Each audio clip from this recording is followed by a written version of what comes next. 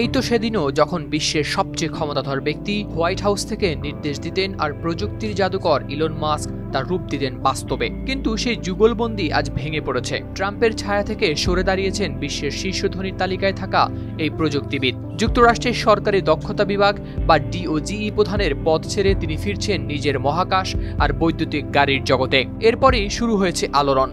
অনেকটা ঢাকঢোল পিটিয়ে ট্রাম্পের দলে যোগ দেওয়া মাস্কের সাথে কি এমন ঘটল যে এবার তিনি তড়িঘড়ি করে পালাচ্ছেন। সূত্র বলছে এই বিদায়টা হঠাৎ ঘটে যাওয়া কোনো ঘটনা নয়, বরং এক দ্বন্দ্বের ফল। গত বুধবার সামাজিক যোগাযোগ মাধ্যম এক্সে দেয়া এক পোস্টে মাস্ক লিখেছেন, প্রশাসনের সঙ্গে তার সময়কাল শেষ হওয়ার পথে।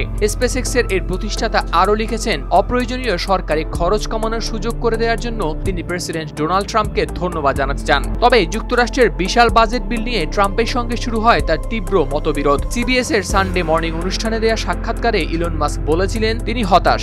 এই বিল খরচ কমানোর বদলে ঘাটতি বাড়াবে।